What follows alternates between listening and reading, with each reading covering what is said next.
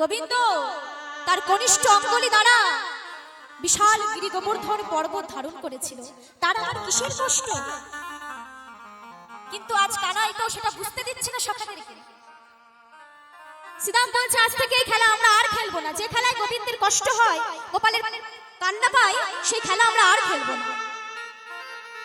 কিন্তু কানাই বলছে না ভাই, খেলা যখন শুরু হয়েছে এই খেলা শেষ করতে হবে। এইভাবে তিনি এক এক করে সকল সখাদেরকে কাঁধে করে নিয়ে সেই পনের খেলা শেষ করলেন। এখন খেলা তো হয়েছে, অনেক রৌদ্রের মাঝে খেলা খেলছে। খেলা শেষ হয়েছে যখন, তখন সকল সখাগণ বলছে ভাই কানাই খুব জল পিপাসা পেয়েছে, এতক্ষণ ধরে খেলা খেলছি, এখন জল কোথায় পাই বলতো? গোপাল বলছে শোন, তোরা এখানে থাক, আমি জল খুঁজতে যাচ্ছি, দেখি কোথাও জল পাই কিনা। গোপালের কথা শুনে সিদাম বলছে ভাই কানাই তুই না বড্ড বোকা। কেন? আমরা হলাম এতগুলো সখা আর তুই হলি একা গোপাল। আমরা জল খুঁজতে যাচ্ছি, আমরা এক এক করে বড় অঞ্জলিতে করে জল আনবো, তুই কত খাবি বলতো? তুই একা গেলে কি করে আমাদের জন্য জল আনবি? তুই এখানে এই বংশী বৃক্ষের তলায় বস, আমরা তোর জন্য জল আনছি। গোপাল বলছে না আমি যাচ্ছি, কিন্তু সখাগণ কোনো কথা শুনলো না। গোপালকে রেখে তারা চললো জল খুঁজতে। আজকে কি এমন ঘটলো যে কানাইকে তারা সঙ্গে করে না নিয়ে তারা একা একাই চলেছে। যেতে যেতে যেতে বৃন্দাবনে কালিন্দীর জল দেখতে পেয়েছে। দুপুরবেলা সেই কালিন্দীর জল টলমল টলমল করছে। সখাগণ সেই জল দেখা মাত্রই সঙ্গে সঙ্গে সেই জল ভক্ষণ করেছে। আর যখনই সেই জল ভক্ষণ করেছে সেই জলে তো কালীয় রঙের বিষ মেশানো। যখনই জল ভক্ষণ করেছে সকল সখাদের অঙ্গ জ্বলে যাচ্ছে। শ্রীরাম বলছে সুবলকে সুবল আমার অঙ্গ জ্বলে যাচ্ছে। সুবল বলছে আমার হৃদয়, সারা শরীর নীল বর্ণ হয়ে যাচ্ছে। সকল সখাগণ ছটফট ছটফট করছে। সকল সখাদের প্রাণ যায় যায়। তারা বলছে যে এই জলে তো বিষ মেশানো, তাহলে আমাদেরকে আমাদের আর ভাই কানাইয়ের সঙ্গে দেখা হবে না। তারা কি করেছে? কেউ কেউ গোপালের চরণ চিহ্ন অঙ্কন করে সেই চরণ চিহ্নের উপর দেহ ত্যাগ করেছে। কেউ কেউ কৃষ্ণ নাম লিখে সেই অক্ষরের উপর প্রাণ ত্যাগ করেছে। সকল সখাগণ এইভাবে সেই কালিন্দীর জল ভক্ষণ করে প্রাণ ত্যাগ করেছে।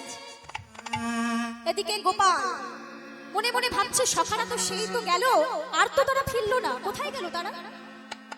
গোপাল এবার যাচ্ছে। যেতে যেতে সেই কালিন্দীর কাছে যখনই গেছে দেখছে সকল সখাগণ ধুলাই লুটায় পড়ে আছে। সখাদের কাছে গিয়ে দেখছে সকল সখাগণ নীল বর্ণ হয়ে গেছে তাদের রং। গোপাল কি করলো? যোগমায়াকে স্মরণ করলো।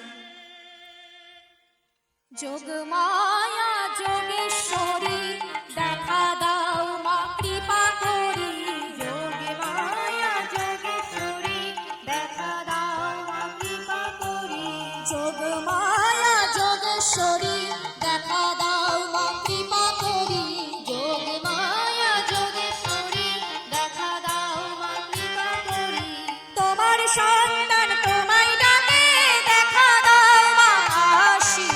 তোমার সন্তান তোমায় ডাকে দেখা দাও মা আসি। যোগমায়া যোগেশ্বরী দেখা দাও মা কৃপা করি। যোগমায়া যোগেশ্বরী দেখা দাও মা কৃপা করি।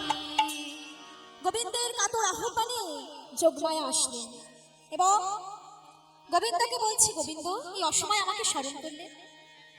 গোবিন্দ বলছে যোগমায়া হে মা এই সকল সখাগণদের প্রাণ তুমি ফিরাইয়ে দাও। যোগমায়া কি করলেন? মৃত সঞ্জীবনী মন্ত্র দ্বারা সকল সখাদের প্রাণ ফিরাইয়ে দিলেন। পদকর্তা পদ বর্ণনা করছে কি? কালিন্দীর এক দহে কালিও নাম তাহার হে। কালিন্দীর এক দহে কালিও নাম বিষ জল দহন সমান, বিষ জল দহন সমান। তাহারয়ু পরে বার পাখি যদি উড়ে যায়, তাহারয়ু পরে বার পাখি যদি উড়ি যায়, পরে তাহার তেজিয়া পড়া, পরে তাহার তেজিয়া পড়া।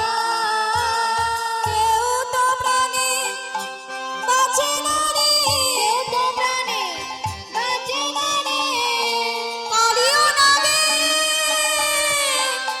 বিষের জোরে কেউ তো প্রাণে বাঁচে না রে। সেই কালিও না, তার বিষের এতই জোর, যদি সেই কালিন্দির জলের উপর দিয়ে যদি কোনো পাখি উড়ে যায়, তাহলে সেই বিষের প্রকটে সেই পাখি উড়ে যায়। স্থাবর জঙ্গম যত কুলে মরে আছে কত, সকল গাছপালা সকলেই মৃত্যুবরণ করে আছে সেই কালিন্দির কুলে। গোবিন্দ কি করেছে? যখনই সখাদের প্রাণ ফিরেছে, সেবার কি করেছে? পদবৃক্ষের তলে উঠেছে। তাই পদকন্ত বলছে, দেখিয়া যদু নন্দন দুষ্টু সর্প বিনাশ, দেখিয়া যদু নন্দন দুষ্ট সর্প বিনাশ, উঠিলেন কদম্বের ডালে, উঠিলেন কদম্বের ডালে, ঘনমাল ষাট বাড়ি তাহারয়ু পারে চড়ি, ঘনমাল ষাট বাড়ি তাহারয়ু পারে চড়ি, ঝাঁপ দিলাম কালিদাহ জলে, ঝাঁপ দিলাম কালিদাহ জলে। গোপাল কি করেছে? সেই কালিদাহ তীরে ঝাঁপ মেরেছে। যখনই জলে ঝাঁপ মেরেছে, এদিকে শ্রীরাম তারা চেতন ফিরে পেয়েছে। তারা বলছে, এখন গোপাল তো জলে ঝাঁপ মেরেছে, আমি ঘরে গিয়ে কি বলবো? মাতা যশোমতী, নন্দ বাবা সকলেই তো আমার কাছে জিজ্ঞাসা করবে যে গোপাল কোথায়, আমি তাদের কি উত্তর দেব? গোপাল ওই কালিদহের জলে ঝাঁপ মেরেছে। গোপাল দেখতে চাইছে ওই জলে কি আছে। আজ যে কালীয় দমন পালাটি আস্বাদন করছি, আমাদের একটু জানতে হবে না এই কালীয় নাগ, এই কালীয় নাগ কে ছিল, কি করে সে কালীয় নাগ হলো, এটা আমাদের আগে একটু জানতে হবে। এটা জানতে হলে আমাদের একটু সত্য যুগে যেতে হবে। সত্য যুগে চন্দ্রধ্বজ রাজা নামে একজন রাজা ছিলেন। রাজা হলে কি হবে? তার ছিল বক্ষ সুলথা, বুকে ব্যথা। নানা চিকিৎসক বৈদ্য সকলকে দেখিয়েছে, কিন্তু সেই বুকে ব্যথা কেউ সারাতে পারেনি। অসহ্য যন্ত্রণা চিৎকারে রাজার প্রাণ যায় যায়। একদিন নারদ মুনি ওই রাজবাড়ির পথ দিয়ে যাচ্ছে, যেতে যেতে ওই রাজার চিৎকার নারদ মুনি শুনতে পেয়েছে। নারদ মুনি রাজার কাছে গেছে। রাজা মহাশয় নারদ মুনিকে দেখা মাত্রে বসবার আসন দিয়েছে, প্রণাম করেছে। নারদ মুনি বলছে, রাজন তোমার এত কিসের কষ্ট, কিসের যন্ত্রণা? তখন রাজন বলছে, নারদ প্রভু, আমার বক্ষশুল, বুকে ব্যথা, অনেক বৈদ্যগণ চিকিৎসকগণকে দেখিয়েছি, কেউ সেই বুকে ব্যথা সারাতে পারছে না। তখন নারদ মুনি বলছে, রাজন তোমার যে বিরাট জলাশয় আছে না, ওই জলাশয়ের মাঝে দুটো হংস আর হংসী তারা জলে খেলা করে, তুমি যদি তাদের মাংস ভক্ষণ করতে পারো, তাহলে তোমার বুকে ব্যথা ঠিক হয়ে যাবে। নারদের কথা মতো পরের দিন লোক দ্বারা এবং জেলে দ্বারা সেই হাঁসটিকে ধরবার চেষ্টা করল, কিন্তু কোনোভাবেই সে হাঁসটিকে ধরতে পারল না। আবার এইভাবে দিন গত হয়ে যাচ্ছে। একদিন নারদ মুনি আবার সেই রাজবাড়ির পথ দিয়ে যাচ্ছে। রাজার সেই চিৎকারের আওয়াজ পেয়ে রাজার কাছে গিয়ে বলছে, রাজন আপনি সেই হাঁসটির মাংস ভক্ষণ করেন? তখন রাজন বলছে, প্রভু হাঁস দুটিকে তো ধরতেই পারলাম না, কত লোক দ্বারা জেলে দ্বারা হাঁস দুটিকে ধরবার চেষ্টা করলাম, কিন্তু কোনোভাবেই সেই হাঁস দুটিকে ধরতে পারলাম না। তখন নারদ মুনি বলছে, শোনো রাজন, ওই হাঁস দুটি শুধু তুমি একাই ধরতে পারবে, তবে তোমাকে ললাটে তিলক, পরিধানে বহির্বাস, হাতে জপের মালা নিয়ে সন্ন্যাসীর বেশ ধারণ করে তুমি যখনই ওই সরোবরের মাঝে গিয়ে বসবে, দেখবে ওই হাঁস দুটি আপনা হতে তোমার কাছে চলে আসবে। পরের দিন রাজন সেই বহির্বাস, সেই সন্ন্যাসীর বেশ ধারণ করে যখনই সেই সরোবরের মাঝে গিয়ে বসেছে, হাঁস দুটি আপনা হতে তার দুই কাঁধে এসে বসেছে। এখন রাজা মনে মনে ভাবছে, আমি তো ভেতরে অসাধু, বাইরে থেকে দেখতে মনে হচ্ছে আমি সাধুর বেশে আছি, কিন্তু আমার ভেতরটা তো সাধু নয়। আজ এই বেশ ধারণ করে আছি বলে ওই হাঁস দুটি আমার কাছে চলে আসলো। তাহলে এই যে সন্ন্যাসীর বেশের কতটা শক্তি আছে, না না, আমি এই হাঁস দুটিকে ভক্ষণ করতে পারবো না। এই কথা শুনে হাঁস দুটি এই কথাটা শুনেছে। তখন বলছে, রাজন শোন, তোমার যে বিরাট জঙ্গল আছে, ওই জঙ্গলের মাঝে হিমাংশু বৃক্ষ আছে, আর ওই হিমাংশু বৃক্ষের মধ্যে অগস্ত্য মুনি বলে একজন মুনিবর, তিনি সাধনা করছে। তার চরণামৃত তুমি যদি পান করতে পারো, তাহলে তোমার বক্ষশূল ভালো হয়ে যাবে। হাঁস দুটির কথা মতো পরের দিন রাজা সেই জঙ্গলের মাঝে গিয়ে সেই হিমাংশু বৃক্ষ খুঁজে পেয়েছে, আর দেখছে ওই বৃক্ষের কোটরে অগস্ত্য মুনি ধ্যান করছে। মুনিবরের কাছে গিয়ে বলছে, মুনিবর, আপনার একটি চরণ আমাকে বাহির করে দিন, আপনি আপনার চরণামৃত নেবেন। মুনিবর একটি চরণ বাহির করে দিয়েছে, কিন্তু কি হবে, চরণ যখন দেখতে পেয়েছে সেই চরণটার অবস্থা কেমন, পচিত গলিত অবস্থা, কুষ্ঠ ব্যাধি। রাজা মনে মনে ভাবছে, না না, এই চরণামৃত আমি নিতে পারবো না। মুনিবরকে বলছে, মুনিবর, আপনি এই চরণটি ফিরাই নিন, আপনার দ্বিতীয় চরণটি। যখন অপর চরণটি দিয়েছে, দেখছি প্রথম চরণটি তবুও ভালো ছিল, কিন্তু এই দ্বিতীয় চরণটি একেবারেই খারাপ অবস্থা। কিন্তু কি আর করা যায়, পাত্রে সে চরণটি রেখে জল ফেলেছে, দেখছে ওই জলে পোকা কিলবিল করছে। রাজার মনে ঘৃণা জাগরিত হলো, লজ্জা ঘৃণা ভয়, দিন থাকতে ঈশ্বর দর্শন দেয়। রাজার মনে যখন ঘৃণা জাগরিত হলো, সে মনে মনে ভাবছে, না না, এ জল আমি পান করতে পারবো না। সে কি করলো, সেই চরণামৃত সেই জল মস্তকে ছিটালো। অগস্ত্য মুনি বলছে, হে রাজন, তুমি আমাকে অপমান করলে, চরণামৃত পান না করে তুমি মস্তকে দিলে, আমি তোমাকে অভিশাপ দিলাম, ওই বদনে হবে তোমার কালকুট বিষ, এবং তোমার এই মস্তকে ভগবান নৃত্য করবে, কালীয় নাগ হয়ে জন্মগ্রহণ করবে। যেই দিন তোমার মস্তকে ভগবান নৃত্য করবে, সেই দিনে তুমি উদ্ধার পাবে। তাই সেই চন্দ্রধ্বজ রাজা অভিশপ্ত হয়ে কালীয় নাগ হয়ে জন্মগ্রহণ করেছে। তিনি আজ বৃন্দাবনে সেই কালিন্দির জলে সেই কালীয় নাগ রয়েছে। এদিকে গোপাল সেই জলে ঝাঁপ মেরেছে। গোপাল দেখছে যে এই জলের মাঝে কি আছে আমাকে জানতে হবে, আমার সখাগণ কি করে এই জল পান করে কেমন ভাবে প্রাণ ত্যাগ করল। যখনই জলে ঝাঁপ মেরেছে, কালীয় নাগ বুঝতে পেরেছে। কালীয় নাগ এবার বলছে, কে কে আমার জলে ঝাঁপ মেরেছে? সে জানে না এই জলে যদি কেউ পড়ে, যদি কোনো পাখি উড়ে যায়, তাকে আমি বাঁচাই না। কে আমার জলে ঝাঁপ মেরেছে? খুব দম্ভ নিয়ে কালীয় নাগ এবার দেখছে কোথায় কে। দেখতে পেয়েছে ছোট্ট একটি বালক সেই জলে ঝাঁপ মেরেছে। মনে মনে ভাবছে, কালীয় নাগ এবার বলছে, আজ অনেক দিন পরে কচি মাংস পেয়েছি, আজ মন ভরে কচি মাংস আমি ভক্ষণ করব। তাই কালীয় নাগ সেই বালক গোপালকে ধরবে বলে তার সেই সহস্র ফণা নিয়ে গিয়ে যাচ্ছে। কেমন ভাবে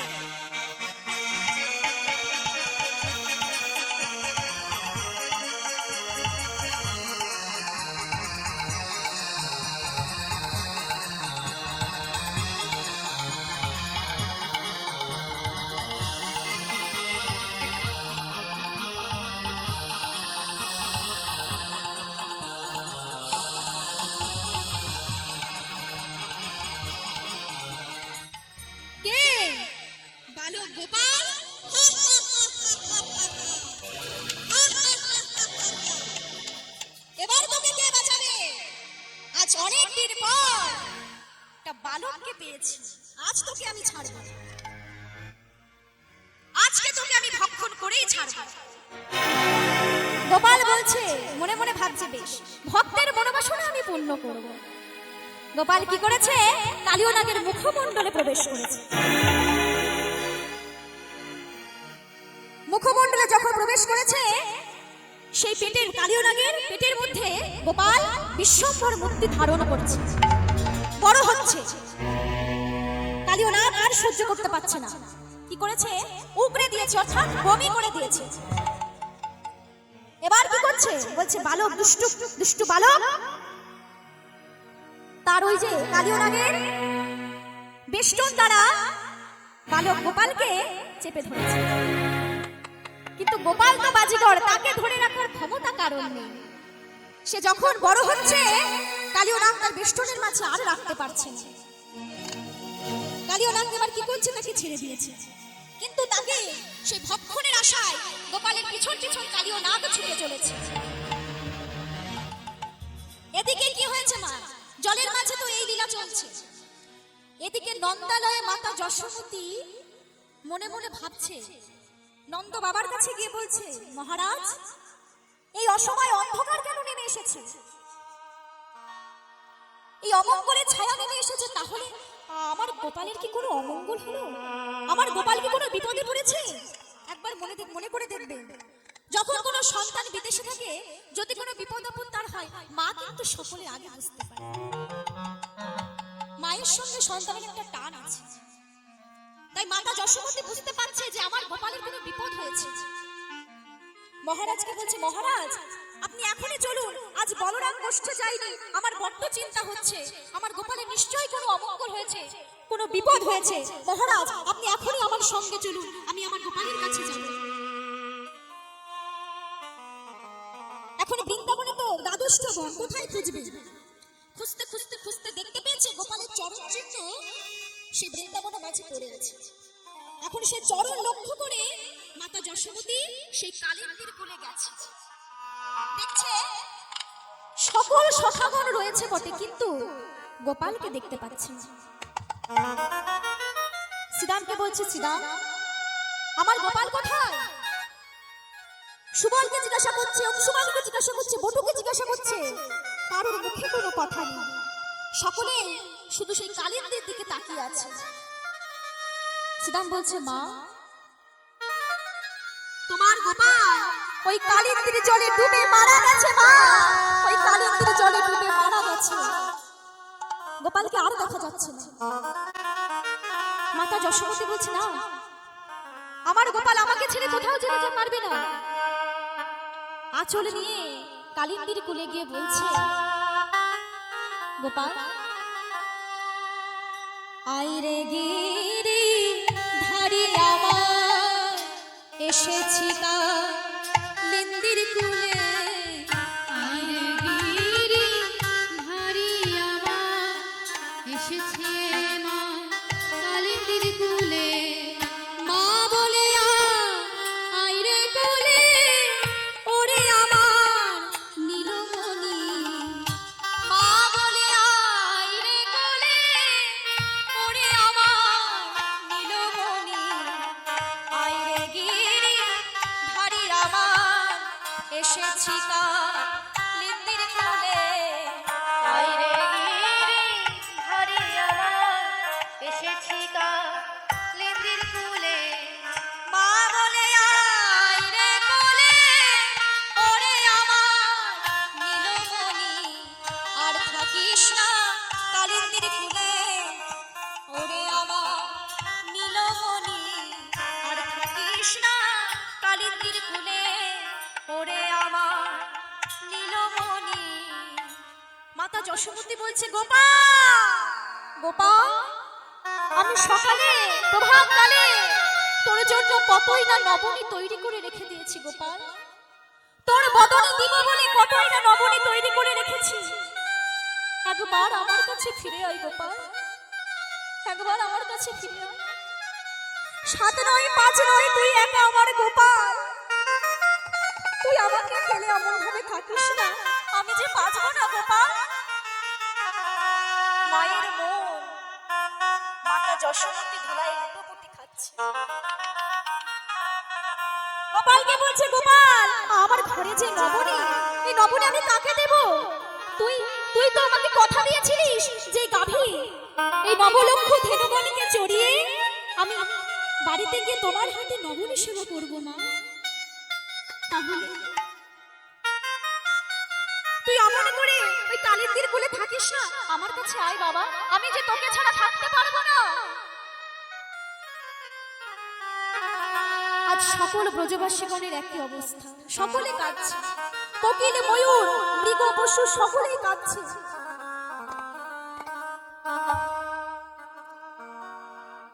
নন্দ উপানন্দ তারা বলছে গোপাল যখন নেই তখন আমরাও আর বাঁচবো না, আমরা সকলে এই বিষ জল ভক্ষণ করব। শ্রীদাম সুদাম সকলেই বলছে আমরা এই বিষ জল ভক্ষণ করব। এদিকে বলরাম এসে বলছে, মা ও মা তুমি চিন্তা করো না, গোপালের কিচ্ছু হয়নি গো। বলরাম তো সবই জানে। বলরাম বলছে, মা ওই যে গোপাল ওই জলের মাঝে কালীয় নাগ আছে, ওই কালীয় নাগকে দমন করে দেখবে গোপাল আপনা হতে চলে আসে। বলরাম সকলকে প্রবোধ দিচ্ছে, কিন্তু মাতা যশোমতীর মন মানছে না। ব্রজবাসীগণের জীবন শেষ হয়ে যাচ্ছে। পদকন্দাতা এবার বলছে, কি বলছে? ব্রজবাসীগণ জীবন শেষ দেখিয়া উঠিল নটন বেশ, কালীয় খানায় নটন রঙ্গ হরিজনু তনু জীবন সঙ্গ।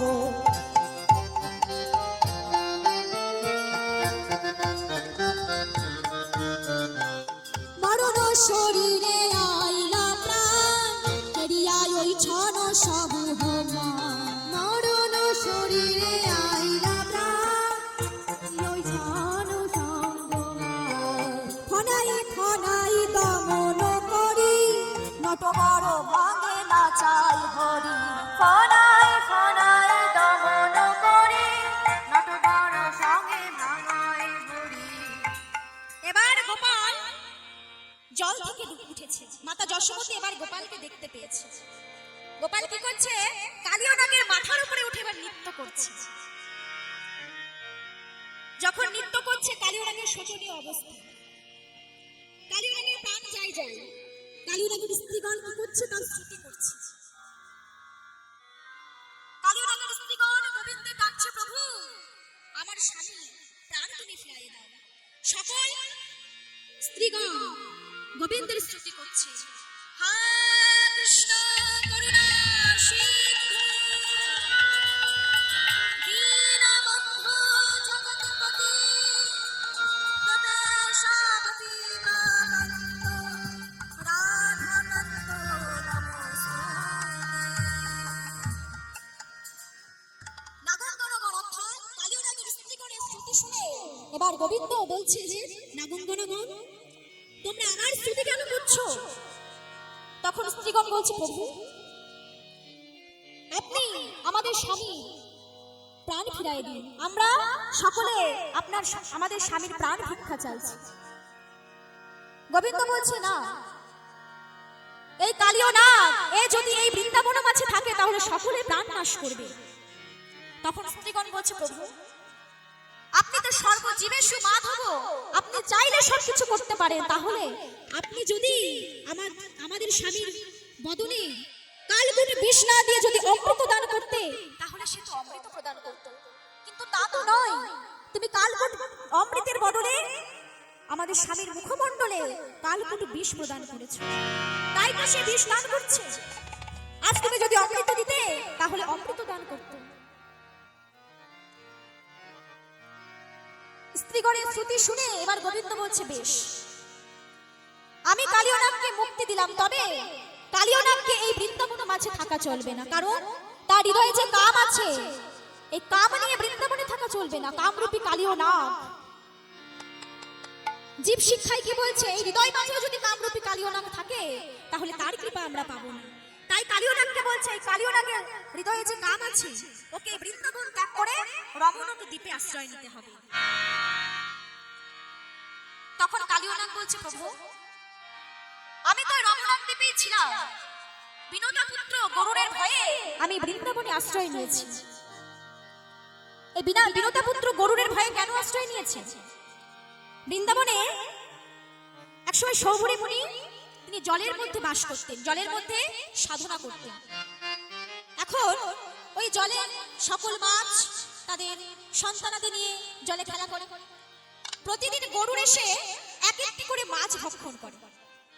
একদিন সকল মাছ মিলে সেই সৌভরী মুনির কাছে গিয়ে বলছে, প্রভু, বিনোদানন্দন গরু প্রতিদিন এসে আমাদের এক একটি করে ভক্ষণ করে ফেলছে, এভাবেই যদি চলতে থাকে তাহলে আমাদের বংশ যে আর থাকবে না। মুনিবর বলছে, তোমরা শান্ত হও। পরের দিন যখন গরুড় এসেছে, গরুড়কে বলছে, সৌভরী মুনি বলছে, গরুড়, তুমি যদি এই বৃন্দাবনে এখানে আসো আর যদি তুমি মাছ ভক্ষণ করো তাহলে তোমার মৃত্যুবরণ হবে। এই অভিশাপ গরুড়কে দিয়ে দিল। গরুড় এবার কি করছে? 84 কোষের বাইরে তার জীবিকা নির্বাহ করছে। এখন 84 কোষের বাইরে আছে কি? রমণক দ্বীপ, আর সেখানে থাকতো কালীয় নাগ। এখন গরুড়ের সব থেকে ভালো খাবার কি? সাপ। গরু জানতে পেরেছে রমণক দ্বীপে কালীয় নাগ আছে। সে প্রতিদিন কালীয় নাগের আশায় যায়, কিন্তু কালীয় নাগকে পায় না, সে মাছ ভক্ষণ করে আসে। কালীয় নাগ জানতে পেরেছে এদিকে যে গরুর প্রতিদিন আসছে, তার মানে আমার তো বেশি দিন এখানে থাকা চলবে না, আমাকে দেখতে পেলেই তো ভক্ষণ করে ফেলবে। কালীয় নাগ জানতে পেরেছে বৃন্দাবনে ওই যমুনায় ওখানে গরুরের অভিশাপ আছে, যে ওখানে গেলেই তার মৃত্যুবরণ হবে। তখন কালীয় নাগ সেই রমণক দ্বীপ ত্যাগ করে বৃন্দাবনে সেই কালিন্দীর কূলে আশ্রয় নেয়। তাই আজ বলছে, প্রভু গোবিন্দকে বলছে, আমি তো সেই রমণক দ্বীপেই ছিলাম, গরুরের ভয়ে আমাকে এখানে আশ্রয় নিতে হয়েছে। তখন গোবিন্দ বলছে, শোনো, যে শিরে মম পদাঙ্ক তাহা নাই আতঙ্ক, কি করিবে বিনতা তনয়। যখনই গরু তোমার কাছে আসবে তুমি মাথা নিচু করে দেখাই দিবে, তোমার মাথায় আমার চরণ চিহ্ন আছে। গরুর আমার প্রিয় ভক্ত, সে কখনোই আমার ভক্তকে ভক্ষণ করবে না। আজ থেকে তুমি তোমার সেই রমণক দ্বীপে তুমি ফিরে যাবে। কালীয় নাগ তো চলে গেল। এদিকে মাতা যশোমতী গোপালকে পেয়ে তার আনন্দ আর ধরছে না। গোপালকে পেয়ে আর আনন্দ ধরে রাখতে পারছে না। গোপালকে তো পেয়েছে, এখন গোপাল সাপের মাথায় উঠে নৃত্য করেছে, কত অমঙ্গলের ছায়াই না পড়েছে তার উপর। ব্রজবাসীগণের কাছে গিয়ে জিজ্ঞাসা করছে, ব্রজবাসীগণ, আমার গোপালের তো অনেক অমঙ্গল হয়েছে, তা কি করে সেই অমঙ্গল দূর করব? ব্রজবাসীগণ উপদেশ দিচ্ছে, শোনো, মামা ভাগ্নে এক পাত্রে করিলে ভোজন, অমঙ্গল দূরে যাবে বলে সাধুজন। মামা ভাগ্নে মাতা যশোমতী কি করেছে? আয়ানকে নিমন্ত্রণ করেছে। আয়ান হলো গোপালের মামা আর গোপাল হলো ভাগ্নে। এখন মামাকে অর্থাৎ আয়ানকে নিমন্ত্রণ করেছে, আয়ানের জন্য নানান রন্ধনের আয়োজন করেছে, সকল কিছু রন্ধন করেছে। গোপাল এবং আয়ান সেবা করতে বসেছে। এখন আয়ান মা কালীর নামে নিবেদন করবে, তার আগে গোপাল সেবা করে ফেলেছে। আয়ান আর কিছু বলেনি। সেবা সেরে মাতা যশোমতী কি করেছে? যা যা রন্ধন করেছিল সবকিছু একটি পেটিকা তৈরি করেছে। রাধারানীর জন্য 3টি শাড়ি দিয়েছে, কিছু গহনা দিয়েছে। আয়ানকে বলছে, আয়ান যা, এইগুলো নে, 3টি শাড়ি আছে আর কিছু গহনা আছে, রাধারানীকে পরিয়ে দিস। আয়ান সেই পেটিকাটি মাথায় নিয়ে যাচ্ছে। এদিকে গোবিন্দ কি করেছে? তার তো আত্মশক্তি, ভগবান ছোটও হতে পারে বড়ও হতে পারে। ছোট একটি কীট হয়ে সে পেটিকার মধ্যে প্রবেশ করেছে, কারণ পেটিকার মধ্যে প্রবেশ না করলে যে রাধারানীর সঙ্গে দেখা হবে না। পেটিকার মধ্যে প্রবেশ করে জঙ্গলের মাঝ দিয়ে আয়ান সেই পেটিকাটি মাথায় করে নিয়ে যাচ্ছে। এখন গোপাল সেই পেটিকার মধ্যে বিশ্বম্ভর মূর্তি ধারণ করেছে। যখনই সেই মূর্তি ধারণ করেছে, আয়ান সেই পেটিকা আর মাথায় ধরে রাখতে পারছে না। সেই পেটিকাটি জঙ্গলের মাঝে রেখেছে। গোপাল মনে মনে ভাবছে, মামা যদি এই পেটিকাটি একবার খুলে ফেলে তাহলে তো আর রাধারানীর সঙ্গে দেখা হবে না। তিনি আবার ছোট হয়ে গেলেন, আবার হালকা হয়ে গেলেন। আয়ান সেই পেটিকাটি মস্তকে নিয়ে চলছে। যেতে যেতে যাবতে গিয়ে কুটিলার কাছে সেই পেটিকাটি দিয়ে দিয়েছে। পেটিকাটি দিয়ে এবার আয়ান মা কালীর জন্য পূজার ফুল জোগাড় করতে গেছে। বল কুটিলা মনে মনে ভাবছে, হ্যাঁ যশোদা দিদি এই পেটিকার মধ্যে কত কিনা দিয়েছে আমাদের। যখনই পেটিকাটি খুলতে যাবে পেটিকা থেকে বলছে, এই কে রে, এই কে? পেটিকা খুলছিস, তোর সাহস তো কম না, তুই কে? কুটিলা বলছে, আমি কুটিলা, তুমি কে? আমি হলাম ঝুপকালি। শুনেছি এই বৃন্দাবনে তুই আর তোর মা নাকি সতী। আমি সতী নারীর রক্ত চুষে খেতে ভালোবাসি রে, আজ আমি তোদের প্রাণে মেরে ফেলবো। কুটিলা তো ভয়ে ভীত, বলছে, মা ঝুপকালি, আমরা কেউ সতী না, সতী তো আমাদের বউ রাধারানী গো, তুমি এই রাধারানীর রক্ত চুষে খাও। পেটিকাটি না খুলে রাধারানীর কাছে দিয়ে বলছে, রাধে, মাতা যশোমতী তোমার জন্য অনেক কিছু পাঠিয়ে দিয়েছে, দেখো ঘরের মধ্যে গিয়ে পেটিকাটি খুলবে, ঠিক আছে? পেটিকাটি রাধারানীর কাছে দিয়ে কুটিলা জটিলার কাছে গিয়ে বলছে, মা ওই পেটিকার মধ্যে কিছু আছে, ওই পেটিকাটি একটু অপদেবতা ভর করেছে গো। জটিলা আয়ানকে বলছে, আয়ান তুই কি প্রথমা যে পেটিকাটি নামিয়েছিলিস? হ্যাঁ মা, প্রথমা যে পেটিকাটি রেখে আমি একটু বিশ্রাম করছিলাম, সর্বনাশ, তাহলে পেটিকার মধ্যে অপদেবতা ভর করেছে। আয়ান ভয়ে বাড়ি ছেড়ে চলে গেছে। জটিলা আর কুটিলা জানলা দিয়ে দেখছে যে রাধারানী কি করে পেটিকাটি। রাধারানী যখনই পেটিকাটি খুলতে যাবে পেটিকা থেকে বলছে, রাধে, এই বাড়িতে শুনেছি সতী নারী আছে, সতী নারী থাকলে তাকে চলে যেতে বল, আমি কিন্তু এই বংশ রাখবো না। জটিলা কুটিলা জানলা থেকে কথা শুনতে পেয়ে তারা বাড়ি ছেড়ে চলে গেছে। এবার রাধারানী বলছে, মা ঝুপকালি, আমি তোমাকে কি দিয়ে পূজা করব? আমি তো তোমার মন্ত্র জানি না। তখন ঝুপকালি বলছে, তুমি যেই মন্ত্র জানো সেই মন্ত্র দিয়ে আমাকে পূজা করো। তখন রাধারানী বলছে, আমি তো একটি মন্ত্রই জানি। কি? হা কৃষ্ণ করুণা সিন্ধু দীনবন্ধু জগৎপতি গোপেশ গোপিকাকান্ত রাধাকান্ত নমস্তুতে। যখন এই মন্ত্র উচ্চারণ করেছে মা ঝুপকালি বলছে, রাধে, আমি তোমার পূজায় সন্তুষ্ট হয়েছি, তুমি আমার কাছে বড় প্রার্থনা করো। তখন রাধারানী বলছে, মা ঝুপকালি, তুমি যদি বর দাও তাহলে এই বর দাও, জানো এই পেটিকা খুলবার সাথে সাথে আমি যেন আমার প্রাণ বধূকে কাছে পাই। তথাস্তু, তাই হবে। যখন পেটিকা খুলেছে গোবিন্দকে কাছে পেয়েছে, তাই রাধারানীর আজ আনন্দ আর ধরছে না। গোবিন্দকে কাছে পেয়ে তার আর আনন্দ ধরছে না। গোবিন্দ কমল হস্ত দ্বারা রাধারানীর অঙ্গে হাত বুলাইয়ে দিচ্ছে, আজ সকল জ্বালা যেন দূরীভূত হয়েছে। রাধারানী গোবিন্দকে বলছে, গোবিন্দ, বাড়ির সকলে ভালো আছে তো? তোমার সখাগণ মা বাবা সকলে ভালো আছে তো? গোবিন্দ বলছে, হ্যাঁ সকলে ভালো আছে। আজ গোবিন্দ রাধারানী সেই গৃহের মধ্যে যখন আছে, বৃন্দাবনে ভ্রমর ভ্রমরী বানর বানরী সকলে বলছে, তোমরা যুগল হয়ে বৃন্দাবন মাঝে দাঁড়াও, আমরা তোমাদের যুগল নাম গাইব। তাই রাধারানী আজকে কিন্তু পেটিকা মিলন হলো গৃহের মধ্যে। সেই পেটিকা খুলবার সাথে সাথে গোবিন্দর দেখা পেল, তাই সকলে মিলে আজ রাধা গোবিন্দের যুগল নাম গাইছে।